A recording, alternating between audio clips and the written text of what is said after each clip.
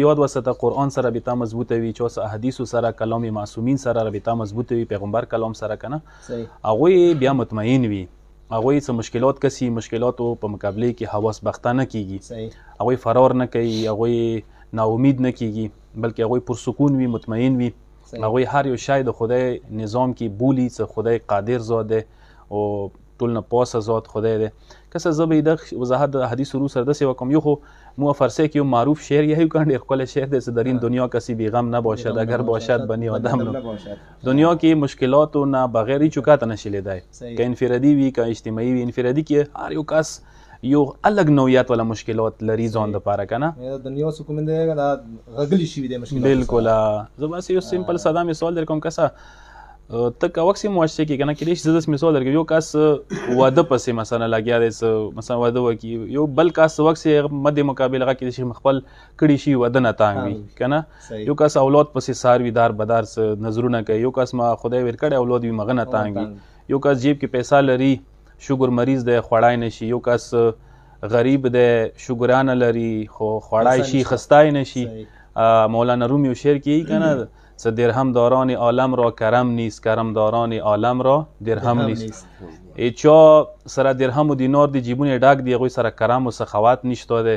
چا ته یې څه نه دي ویر کړي هغوی جیبونه خالي دي، چا څه وسایل شته دي هغوی څه سوچ و فکر نشته، چا څه سوچ و فکر شته دی هغوی څه وسایل امکانات نشته دي. معاشره دا شی اونچ نیست، مطلب هر یو کس پریشان حال دی. خودی کې مطلب دا چې مطمئن شوله مهمه ده، چې انسان مطمئن وي. کسه پیغمبر اکرم یو ورځ یو کور ته نوځي، هغه علمون وي ایډوکیټ صاحب کنه، علمون وي ورکې نو هغه یوه چرګه ویه وکړي وغورځېږي او ویه موته نه شي، اکاس فخریه انداز کې وایي چې یا رسول الله دا د ولې دی ما ویه نشوه موته، زه مشکلات نه کسم، زندگی ما الحمدلله بغیر د مشکلات نه. پیغمبر فورا نه پوڅېږي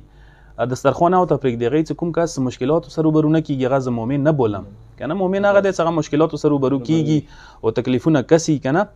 یو حدیث کې دی یونس ابن یعقوب د شپږم امام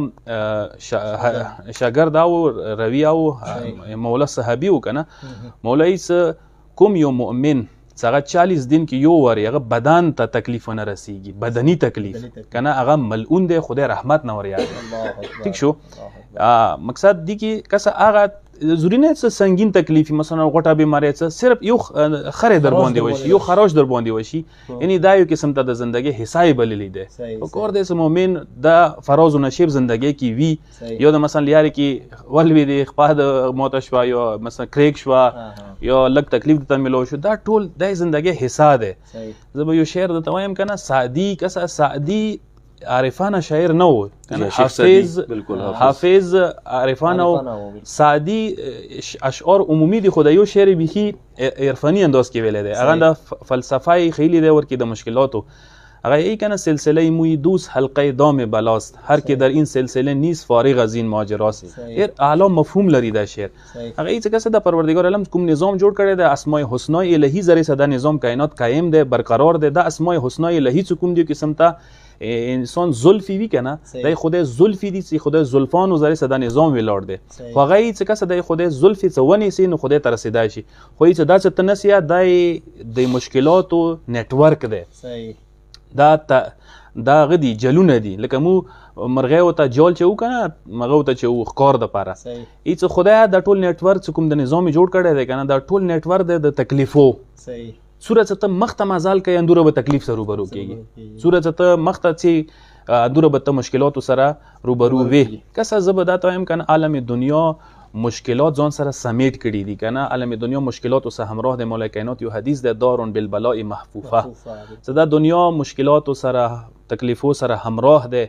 دار امتحان ده.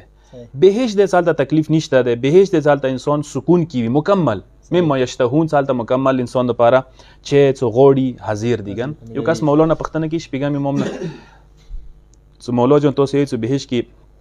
تکلیف نشته، پر سکون ماحول ده. کالته یو انسان دوست و یار و ملګری رشتہ دار نه وی رغلی خفا خو بيور سي پس حالته تکلیف شو، مولود ته یې نه دا خدای ونه پویری کنه څه مطلب دا شی او ته ذهن کې مخته حاضر نه وي نو ځکه څه عرض دا کوم خلاصه د تکم نور ورسته گفتگو بیا ور باندې کوو دا ډیر